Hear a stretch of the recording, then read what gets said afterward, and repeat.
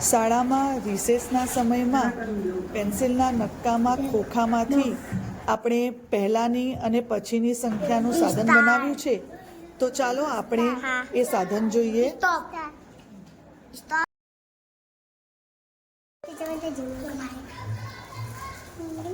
ધોરણ 1 એકમ 3 પક્ષીઓ. એમાં 1 થી 9ની પહેલાંની સંખ્યા, પછીની સંખ્યા, એના માટે આપણે આવું એક સાધન બનાવેલું છે. તો હવે આપણે એનો ઉપયોગ કેવી રીતે કરીએ તે સમજીએ. ધારો કે આપણે કોઈ એક સંખ્યા આગળ મૂકીએ છીએ 2.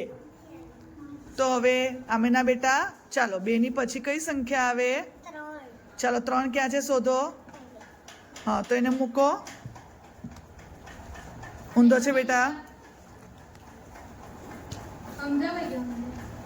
હવે સમજા 5 પછી કઈ સંખ્યા આવે? હું મૂકું છું 5. ચાલો એની પછી કઈ સંખ્યા આવે? 6. 6 મૂકી દો બેટા. Very good. હવે આપણે આ જ સાધનમાં પહેલાની સંખ્યા પણ શીખી શકીએ છીએ. જેવી રીતના હું અહીંયા મૂકું છું 8. ચાલો કુલદીપ 8ની પહેલા શું આવે? 7. ચાલો 7 મૂકો. જો નીચે પડી ગયો બેટા. 7ને મૂકો, સીધો મૂકો બેટા. હા, સરખો મૂકો બેટા. ઉપરથી મૂકો એટલે અંદર ફેરવાઈ જશે. એવી જ રીતે આપણે બીજી કોઈ એક સંખ્યા મૂકીશું 2. ચાલો 2ની પહેલા શું આવે મમ્મદ? 1. ચાલો મૂકો 1. ભેરવીને મૂકવાનું છે, પવન છે પડી જાય છે. ઉપર એટલું બધું નહીં બેટા, નીચેથી. હા, વેરી ગુડ, સરસ.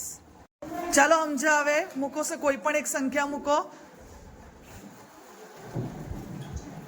હા, ચાલો અમ્માર 8ની પછીની સંખ્યા તમે મૂકો.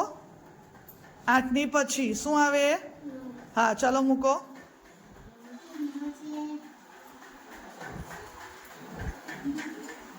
Very good. ચાલો તાળી પાડો બધા. સંખ્યા મૂકો બેટા પાછળની સાઈડ. હા, ચાલો 3 મૂકી આમેનાએ. 3ની પહેલા શું આવે મહેક? હા, વેરી ગુડ. 2. Very good. મૂકી દો. હા, ચાલો બધા તાળી પાડો.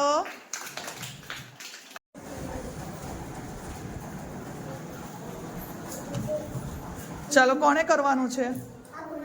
ચાલ કુલદીપ. 6 પછી. 6 પછી શોધો, સંખ્યા શોધો. હા, ચાલો મૂકો. સરસ.